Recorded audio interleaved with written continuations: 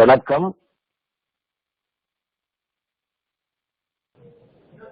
கொத்து மஞ்சள் கண்ணிமிகு பொழிவு தமிழ்நாடு, சொத்து என பஞ்சு ஆலையில் நோய் இழைத்த நாடு, சித்தர்கள் வாழ் மருதமலை முருகனருள் நாடு, அவிநாசி பேரழகில் வடம் பிடித்த நாடு, ஆடு நடம் கனகசபை பேரூர் புகழ் நாடு, தீரணவன் சின்னமலை தேசபக்தி நாடு, திருப்பூரில் கொடிகாத்த குமரன் புகழ் நாடு, செக்கிழித்த வாவூசி சிறை கண்ட நாடு, இங்குதான் செந்தமிழின் சிறப்பிற்கோர் செம்மொழி மாநாடு, சிறுவாணி நதிபெருகும் தேன் சுவை நாடு, நொய்யல் நதிபெரு கிடைக்கும் கனவு நிறை நாடு, தென்னகத்தின் மான்செஸ்டர் எனும் திருநாடு, கோவை எனும் கொங்கு தமிழ் திருநாடு. அப்படிப்பட்ட கோவையின் பதியிலே கொங்குமன் மாநகரிலே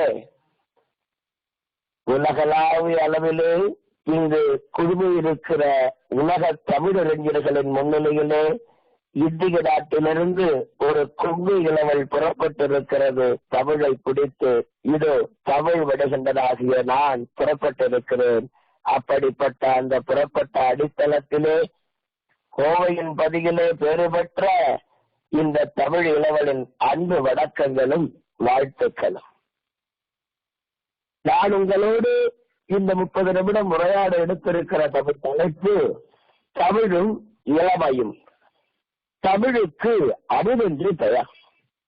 ஏனென்றால் எதையுன்ற தந்தைக்கும் தாய்க்கும் மக்கள் நலம் என்று தமிழ்நாடு நடக்கும் தினையளவு நலமேனும் பயக்குமெனில் நாம் செயல்படும் நாள் திருநாள். ஏன் பாவேந்தர் அவர்கள் செத்தொழியும் என குறிப்பிட்டார் என்பதை நான் அறியேன். ஆனால் நமக்கு அது தேவையும் இல்லை. செயல்படும் நாள் தான் நமக்கு திருநாள். அப்படி தமிழை நிலைநாட்டுவதற்கு செயல்படுவதற்காக உலக தமிழ் பண்பாட்டு கல்வித்துறையினுடைய ஒரு அமைப்பு உலகளாவிய அளவு செயல்பட்டு கொண்டிருக்கிறது என்றால் தமிழுக்கு அமுதென்று பெயர்தானே. அப்படிப்பட்ட வகையிலே தமிழ் எப்படிப்பட்டது? முதலிலே தமிழை பற்றிய நான் இனிமையாக பார்த்த ஒரு செய்தியை தங்களிடத்திலே குறிப்பிட விரும்புகிறேன். ஒவ்வொரு நாட்டிற்குமே ஒவ்வொரு மொழியினை பெற்றிருப்பார்கள் அந்த மக்கள். அவ்வகையிலே நான் ஒரு 3-4 எடுத்துக்காட்டுகளை குறிப்பிட விரும்புகிறேன். இத்தாலி நாட்டிற்கு என்று ஒரு மொழி இருக்கிறது. அவர்கள் அந்த மொழியை இசை மொழியாக பாவிக்கிறார்கள். அரேபிய நாட்டிற்கு என்று ஒரு மொழி இருக்கிறது. அந்த நாட்டிலே அவர்கள் தன்னுடைய மொழியை கவிதை மொழியாக பாவிக்கிறார்கள். பிரெஞ்சு நாட்டிலே தன்னுடைய மொழியை அன்பு மொழியாக பாவிக்கிறார்கள். சீன நாட்டிலே தன்னுடைய மொழியை வணிக மொழியாக பாவிக்கிறார்கள். இப்படி உலக நாடுகளிலே ஒவ்வொரு நாட்டிற்கும் ஒவ்வொரு மொழி இருக்கிறது. அவர்கள் தன்னுடைய மொழியை ஒவ்வொரு இடத்திலே பாவித்துக் கொண்டு இருக்கிறார்கள். சரி, மிக்க மகிழ்ச்சி. ஆனால்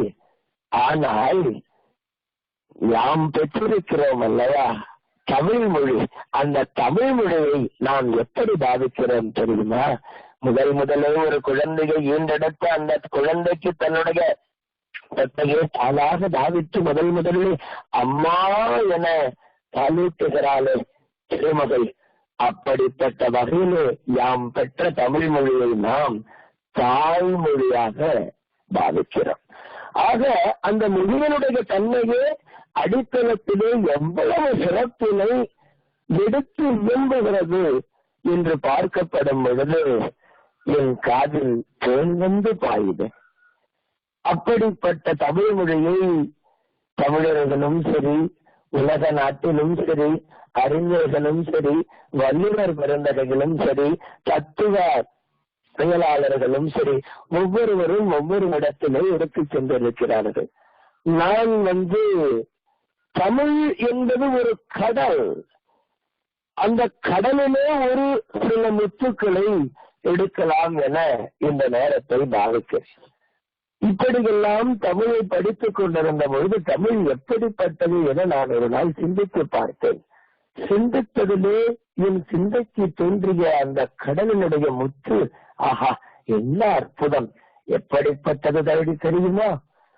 3000 ஆண்டுகளுக்கு முன்பே முப்பால் கண்ட தமிழ், 4000 ஆண்டுகளுக்கு முன்பே நாலடியார் கொண்ட தமிழ், 10,000 ஆண்டுகளுக்கு முன்பே பன்முக தனிச்சிறப்புகளை தன்னகத்தே கொண்ட ஓர் தமிழ் யாம் பெற்ற தமிழ். இன்னும் 30 தேவர்கள் பாட்டிசைத்த 4000 திவ்ய பிரபந்தங்கள், 1330 திருக்குறட்பாக்கள், 96 வகை சிற்றிலக்கியங்கள், 64 ஆயகலைகள், 63 நாயன்மார்கள், 11 மேல் கணக்கு கீழ்கணக்கு நூல்கள், 12 திருமுறைகள், 10 பாட்டு, 8 தொகை, 7 சமயக்குறவர்கள், 6 அகத்தனைகள், 50 காப்பியங்கள், 5 காப்பியங்கள், 4 மறைகள், 3 மூர்த்திகள், 2 காப்பியங்கள், ஒன்றே குலம், ஒருவனே தேவன் என நம்மையெல்லாம் உயர்த்தி காண்பிக்கிற ஓர் மொழி உலகிலே உண்டு என்றால் அது நாம் பெற்ற தமிழ் மொழிதான். இன்னும் 10,000 ஆண்டுகளுக்கு முன்பே உலகம் தோன்றிய காலத்திலேயே குமரி கண்டத்திலே லெமூரியா கண்டத்திலே தோன்றிய அந்த உலகமானது உலகத்திலே முதல் மாந்தன் உரைத்த மொழி தமிழ் மொழி என்பதுதான் ஆய்வு. அப்படிப்பட்ட தமிழிலே வேதமாக கருதுகிற திருவள்ளுவர், ஆஹா 1330 அரும்பெரும் கருத்துக்களை அள்ளி அரவணைத்து நம்மை வழிநடத்தி கொண்டிருக்கிறார். 1330 கூறப்படாத கருத்துக்கள் என்று வாழ்க்கையிலே எதுவுமே கிடையாது. அவர் கூறியிருக்கிற வலிமை, அறம், மரம், பொது உடைமை, ஒழுக்கம், தூய்மை, சேய்மை, கண்மை, துண்மை என அத்தனையும் கூறிய அவருடைய சிந்தனைக்கு 3000, 4000, 10,000 ஆண்டுகளுக்கு முன்பே தோன்றி இருக்கிறது. தனிப்பட்ட ஒரு விதமான தாக்கம் கூட வரக்கூடாது. அதிலே நாம் பார்ப்போமையானால் குறிப்பிட்ட எந்த மதத்தையும் சாடி இருக்காது, எந்த மனித இனத்தையும் சார்ந்திருக்காது, எந்த தனிப்பட்ட முறையிலே எந்த பழக்க வழக்கத்தையும் இவன் இப்படி என்பதை குறிப்பிட்டிருக்காது. ஆதலால் தான் எல்லோரும் உலகத்திலே படிக்கக்கூடிய வகையிலே அந்த தமிழ் இளமையாக இன்றும் நமக்கு இருக்கிறது அல்லவா, உலக பொதுமறையாக. அப்படிப்பட்ட வள்ளுவன் நமக்கு தந்ததை அழகாக பாவேந்தர் பாரதிதாசன் அவர்கள் கூட சிறப்பிக்கிறார்.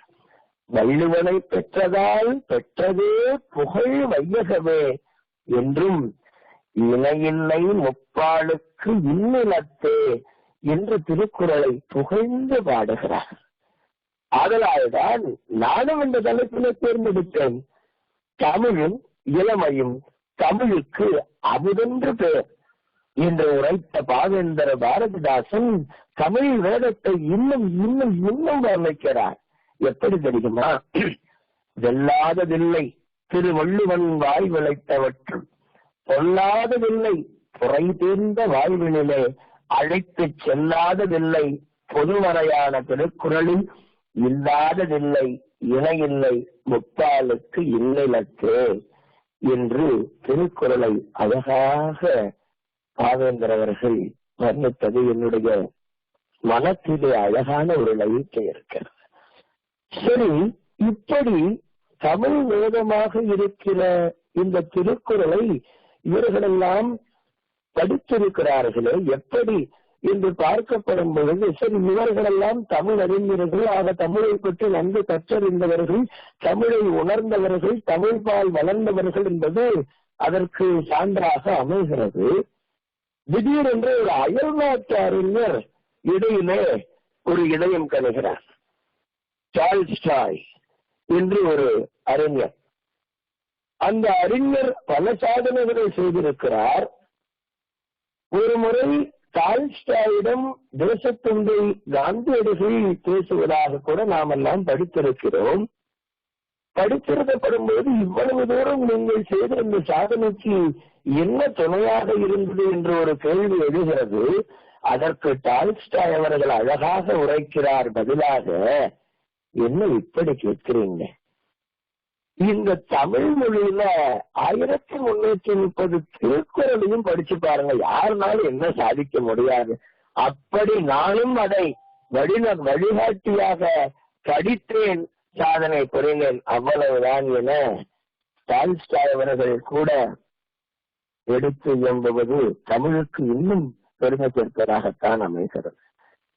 சரி சரி, இன்னும் தமிழை எளிமையாக இந்த நாட்டிற்கு ஏற்றார் கொண்டு நாம் பார்ப்போமேயானால், பாவலர் பெருஞ்சித்திரனார் அவர்கள் கூட 3000 ஆண்டுகளுக்கு மேல் பழமை வாய்ந்த ஓர் இலக்கிய வளம் மிக்க மொழி, காலத்தால் மூத்த ஓர் மொழி, தனித்தன்மையால் மெடுக்குற்று திகழும் செம்மொழி ஒன்று உண்டு என்றார். அந்த மொழி தமிழ் மொழிதான் என வீடுடை செம்மொழி தமிழ் மொழி உலகம் வேறொன்றிய நாள் முதல் உயிர் மொழி என்று தன்னுடைய அழகான வெளிப்பாட்டை நமக்கு மெருகேற்றும் விதமாக தருகிறார். அது மட்டுமல்ல, பரிதிமார் கவிஞர் என்கிற ஒரு பண்பாளர் இருக்கிறார். 16 செவ்வியல்கள் தன்மைகளை கொண்ட மொழி நாம் பெற்ற தமிழ் மொழி என அழகாக ஒரு வரியை வடிக்கிறார். திருந்திய பண்பும் சீர்த்த நாகரிகமும் பொருந்திய தூய்மொழி தமிழ் செம்மொழி அப்படின்னு அழகா சொல்றார். அதாவது இன்னும் தமிழை நான் எளிமையாகவே பார்க்கிறேன். நான் தமிழாசிரியராக இருக்கிறேன். என்னுடைய மாணவர்களிடத்திலே நான் தமிழை திணிப்பவனாக இல்லை, தமிழை ரசிப்பவனாகத்தான் கற்பித்துக் கொண்டிருக்கிறேன். அதை ஏன் அப்படி பார்க்கிறேன் என்றால், ஒரு மொழி நிலைத்து நிற்க வேண்டும் என்றால் அந்த மொழியினுடைய பழைமையும் வளமையும் மட்டும் அதற்கு போதாது. அந்த மொழி பேச்சு மொழியாக இருக்க வேண்டும், எடுத்துக்காட்டு மொழியாக இருக்க வேண்டும், ஆட்சி மொழியாக இருக்க வேண்டும், நீதிமன்றத்திலே ஆணையிடக்கூடிய அரசாணை மொழியாக இருக்க வேண்டும், இன்னும் பயிற்று மொழியாக இருக்க வேண்டும். இப்படிப்பட்ட பலவிதமான பண்புகளில் நிலை பெற்றிடல் வேண்டும். ஆக அப்படி இலக்கிய வளம், இலக்கணாரன், மிகுந்த சொல்வளம், வரலாற்று பின்னணி, தனித்து எங்கும் மாண்பு, காலத்திற்கேற்ற புதுமை, இன்னும் இன்னும் இன்னும் இன்னும் தமிழை அழகாக நடைமுறைகளை நாம் பார்ப்போமையானால், வந்தோரை வாழ வைக்கக்கூடிய தமிழ், வரவேற்கக்கூடிய தமிழ், வாழ்க என ஆட்சிகளை தரக்கூடிய ஒரு தமிழ், அப்படி திகழ்வதாகத்தான் இன்றும் தனித்து இயங்கக்கூடிய தன்மையிலே சிறந்து விளங்கிக் கொண்டிருக்கிறது. இப்படி கொடுந்தமிழ், செந்தமிழ், வந்தமிழ், பைந்தமிழ், பசுந்தமிழ், தீந்தமிழ் என பலவிதமான தன்மைகளிலே அழகாக பல கிளைகளிலே இயற்கையாகவே வளர்ந்து செழிந்து நமக்கெல்லாம் சுவை தந்து கொண்டிருக்கிற இந்த தமிழ் செம்மொழி என்ற அந்தஸ்திலையும் பெற்று இருக்கிறது.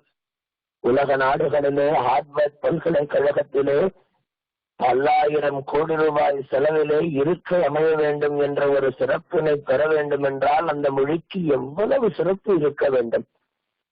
அந்த 10 விதமான கோட்பாடுகளையும் கருதுகோளையும் தன்னகத்தே தகைமை பண்பாக கொண்ட ஓர் மொழி தமிழ் மொழி. ஆதலால் தான் அவை செம்மொழி என அழைக்கப்படுகிறது. தொன்மை, பிறமொழி தாக்கமின்மை, தாய்மை, தனித்தன்மை, இலக்கிய வளம், இலக்கண சிறப்பு, பொதுமை பண்பு, நடுவு நிலைமை, பண்பாடு, கலை, பட்டறிவு வெளிப்பாடு, உயர் சிந்தனை, மொழி கோட்பாடு, கலை இலக்கிய தனித்தன்மை வெளிப்பாடு என அத்தனை தன்மைகளையும் தனி தகுதி கோட்பாடுகளாக இன்று உலகத்திலே ஓர் மொழியாக இயங்கிக் கொண்டிருக்கிறது என்றால் அது யாம் பெற்ற தமிழ் மொழிதான். ஏனென்றால் தமிழ் மொழியிலே கடுஞ்சொற்கள் என்பதே கிடையாது, கலைச்சொற்கள் என்பதுதான் அதிகம். ஏனென்றால் தமிழுக்கு தொண்டாற்றியவர்களை எல்லாம் பார்க்கப்படும் போதுதான் தெரிகிறது தமிழ் என்பது எப்படிப்பட்ட தன்மை. நான் ஒரு முறை படித்துக் கொண்டிருந்தேன். சும்மா இருக்கிற நேரத்தில் எதையாவது ஒரு நல்லதை படிக்கலாமே, இயல்பா பேசுகிற வார்த்தைகளை மலர வேண்டும், உதிர்ந்து விடக்கூடாது என வழிநடத்துகிற தமிழை பெற்ற நாம் அந்த தமிழை சற்று படிக்கலாமே என ஒரு புத்தகத்தை படித்துக் கொண்டிருந்தேன்.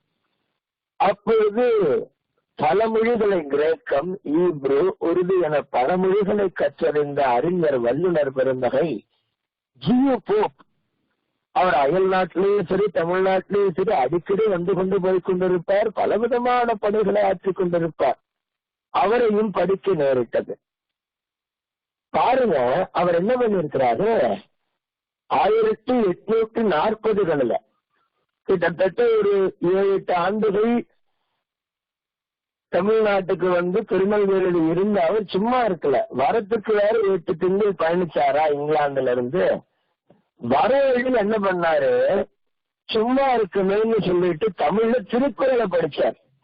திருக்குறளை படிச்சது மட்டும் இல்லாம வந்து அவர் தமிழ்நாட்டில் திருக்குறளை பரப்புவதும் அதை போற்றுவதும் அதை கற்பிப்பதும் தொடங்கிட்டார். ஒரு பள்ளியிலே ஊட்டில தொடங்கிட்டார். அது மட்டும் இல்லாம அவருக்கு தெரிந்த அந்த பல மொழிகளை எல்லாம் கற்று தேர்ந்து விட்டார். கற்று தேர்ந்தது மட்டுமல்லாமல் அதை கற்பிக்கவும் தொடங்கிவிட்டார். சமய பணி ஆற்றிவிட்டார், ஆன்மீக சேவை ஆற்றிவிட்டார், உதவி செய்ய ஆரம்பித்து விட்டார்.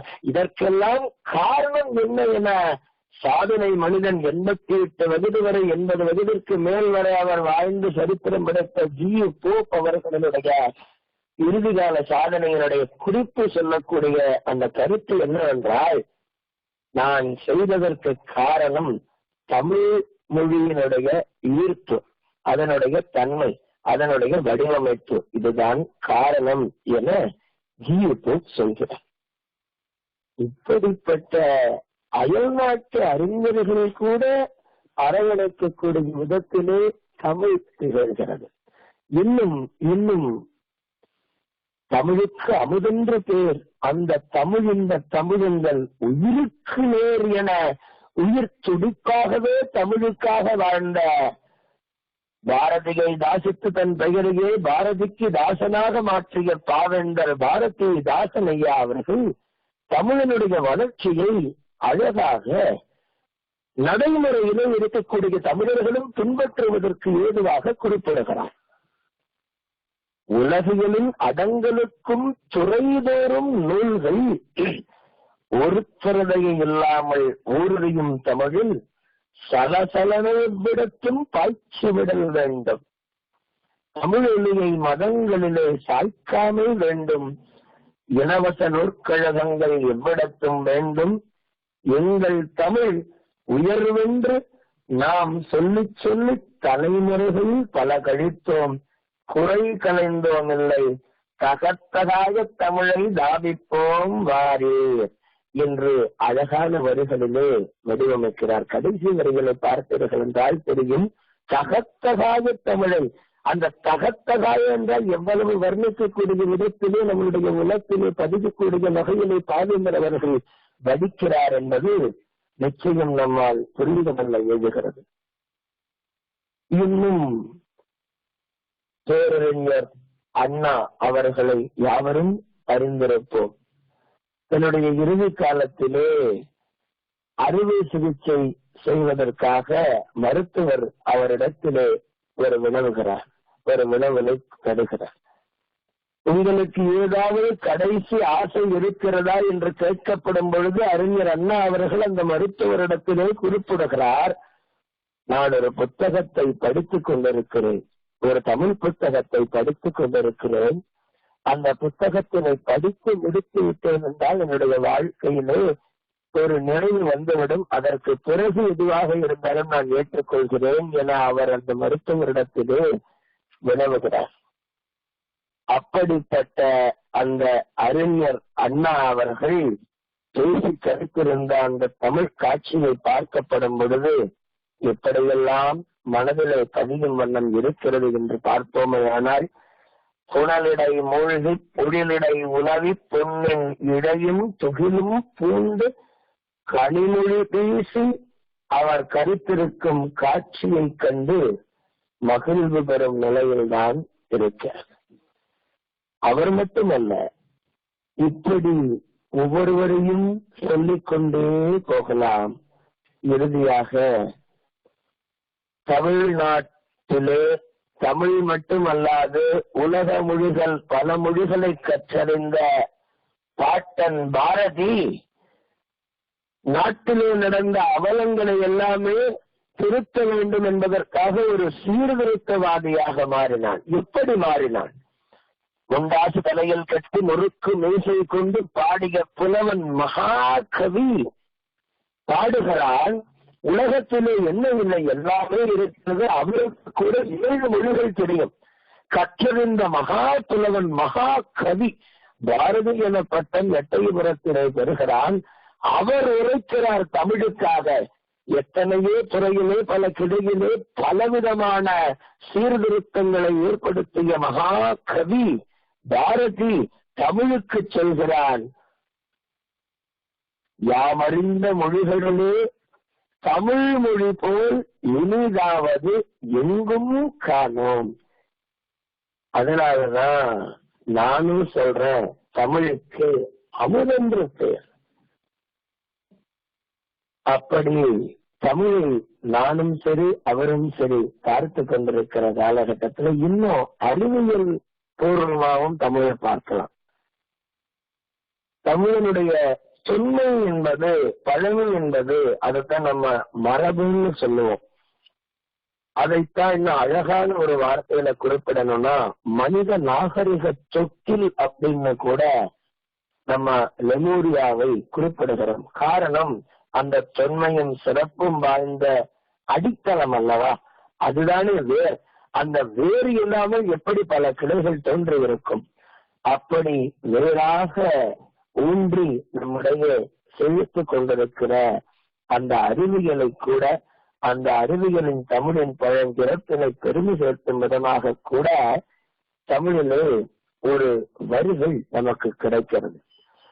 திங்களோடும் செழும்பருதி தன்னோடும் விண்ணோடும் உடுக்கலோடும் மங்குள் கடல் இவற்றோடும் பிறந்த தமிழுடன் பிறந்தோம் நாங்கள். இதெல்லாம் பார்க்கப்படும் பொழுது தமிழ் எப்படிப்பட்ட தன்மையை பெற்று இருக்கிறது என்பதை நிச்சயம் தெரிந்து கொள்ள இயலுகிறது. இன்னும் தமிழை எளிமையாக பார்ப்போமேயானால், எந்த மொழிக்குமே இந்த சிறப்பு இருக்குமா என்கிற ஒரு ஐயப்பாடு. நான் மற்ற மொழிகளை குறை கூறவில்லை, நிராகரிக்கவில்லை, வேண்டாம் என ஒதுக்கவில்லை. தேசத்தந்தை மகாத்மா அவர்கள் குறிப்பிடுவது போல தாய்மொழியை கடைபிடிப்பவன் வாழ்க்கையில் உயர்ந்தவன். அதைத்தான் நான் செய்து கொண்டிருக்கிறேன். அந்த தாய்மொழியினுடைய தன்மையின் பால் அழகாக என் மனம் லயித்தது என்று என்னவென்றால், முத்தமிழ், இயல், இசை, நாடகம், இந்த மூன்றையும் சற்று எளிமையாக நடைமுறையிலே நான் பார்க்கிறேன். நடைமுறைகள் என்றால் இன்று உலகத்திலே நிலவிக் கொண்டிருக்கிற நடைமுறையை நான் குறிப்பிடவில்லை. கலை சார்ந்த நடைமுறையைத்தான் நான் மனதார பார்க்கிறேன். அது வள்ளுவர் கூட அழகாக சொல்கிறாரே, அறியவற்றுள் எல்லாம் அறிவே பெரியாரும் தமரா குறை. அந்த பெரியாரை நான் தன்னகத்தே தனக்கு துணையாக கொண்டதன் விளைவாக அந்த தமிழ் அறிஞரிடம் பார்த்தவற்றைத்தான் முத்தமிழிலே எளிமையாக நான் உரைக்கலாம் என விரும்புகிறேன். இயல்பு, அதாவது நடைமுறையில இல்லாததை சொல்ல மாட்டாங்க. தமிழ்ல என்ன இருக்கோ அதை அப்படியே வெளிப்படுத்தக்கூடிய பாங்கு தமிழ் மொழியில இயல்பு. அந்த இயல்பு நம்ம கிட்ட இருக்கு. அந்த இயல்பை அழகா ஒரு மனம் லயிக்கும் விதத்துல, ஈர்க்கும் விதத்துல, ஏற்கும் விதத்துல இசையா பாவிக்கக்கூடிய ஒரு உன்னதமான உயர்கலையை, ஆயு கலைகளில் ஒரு கலையாக பெற்ற தமிழ் நம்மிடத்துல இருக்கு. இந்த இயலும் சரி, இசையும் சரி, நடிப்பும் சரி, அழுகையும் சரி, சிரிப்பும் சரி, வர்ணனையும் சரி, பேச்சும் சரி, துடிப்பும் சரி, செயல் ஆக்கமும் சரி, இப்படி பல்வேறு தன்மைகள் வெகுந்து மீண்டு எழக்கூடிய ஒரு தன்மைதான் முத்தமிழினுடைய மூன்றாவது தமிழ், நாடகத்தமிழ். ஆகா, அப்படிப்பட்ட இயல் இசை நாடகத்தினையும் பெற்ற ஓர் உயர்ந்த தமிழாகத்தான் தமிழ் நம்மை வழிநடத்திக் கொண்டிருக்கிறது. அந்த பகுதியின் உண்டை பிறக்கம் அளப்பெருந்தன்மை வளப்பெருங்காட்சி ஒன்றனுக்கு ஒன்று நின்றெழில் பகரின் 100 கோடியில் மேற்படவிருந்த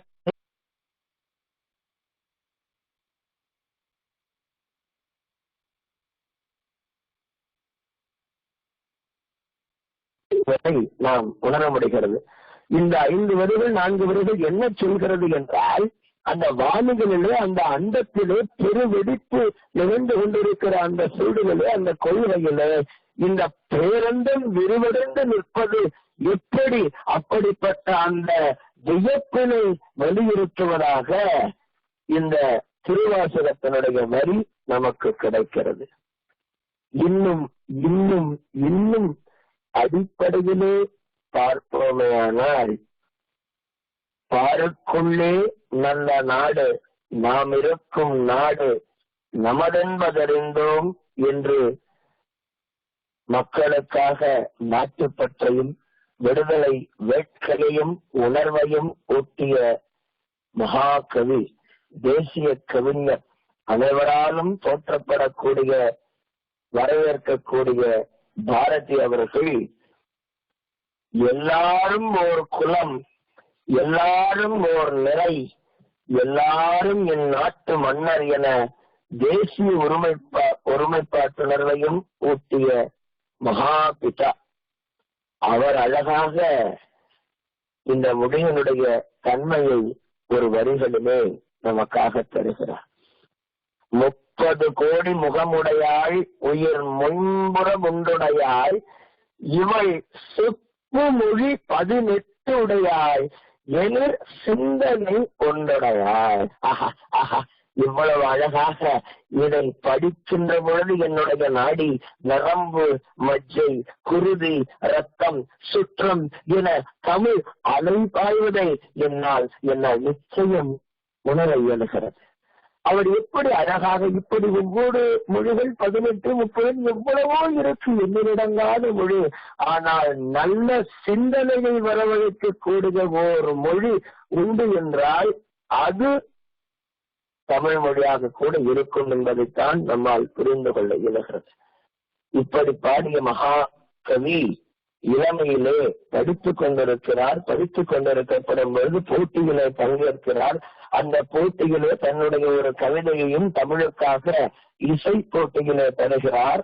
அந்த போட்டியில் அவர் இயற்றிய பாடலுக்கு 3வது பரிசுதான் கிடைக்கிறது.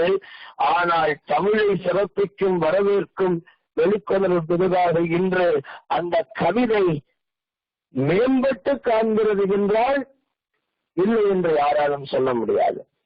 அந்த கவிதைதான் செந்தமிழ் நாடெனும் போதினிலே இன்பத் தேன் வந்து பாயுது காதையினிலே என்ற அந்த கவிதைதான் தமிழுக்கு பெருமை சேர்க்கும் விதமாக இன்னும் இன்னும் நம்மை வழிநடத்திக் கொண்டிருக்கிறது. இறுதியாக தமிழன் மட்டுமல்லாது மாந்தராய் மக்களாய் பிறந்த அத்தனை மனிதர்களும் எப்படி வாழ வேண்டும் என்பதை தமிழ் இலக்கியத்திலே கலித்தொகையிலே நல்லந்துவனாருடைய வரிகள் எடுத்து இயம்புகிறதை நாம் காண்கிறோம்.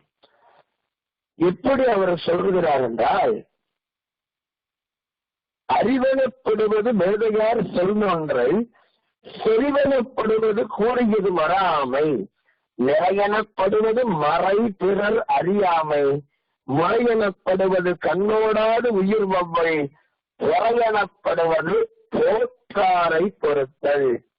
ஒழுக்கமாக இருங்கள், தவறான நட்பு வேண்டாம், பிறர் அறியாத அவரை மறைபொருளில் நம்மால் பாதுகாக்க வேண்டும், நீதி தவறாது நாம் ஒரே கோட்பாடில் ஒழுக்கமாக இருக்க வேண்டும், பொறுமையோடு எதையும் செயல்பட வேண்டும் என்ற வரியை வடிவமைக்கக்கூடிய விதத்திலே இந்த வரிகள் நமக்கு அமைகிறது. முக்கணியே முப்பாடு மூவான முத்தமிழே சொக்கனது மாநகரை சூழ்ந்த பெரும் பேரு இத்தனை சூரியனே எங்கள் உயிரமுதே சித்திரை தன்னிலவே தேயா மொழிவத்தை செம்மொழிமா குடும்பம் சீராட்டும் செம்மொழியே எம்மொழிக்கும் மூத்தவளே என்றும் இருப்பவளே பண்புணர்த்தும் ஆசானே பார்வோற்றும் தேனூற்றே கண்ணே நீ ஞான கனியே. இவ்வாறு உரைக்கின்ற நான் பெற்ற பெயராக யாம் பெற்ற தமிழ் மொழியே உன்னை தலைவணங்குகிறேன்.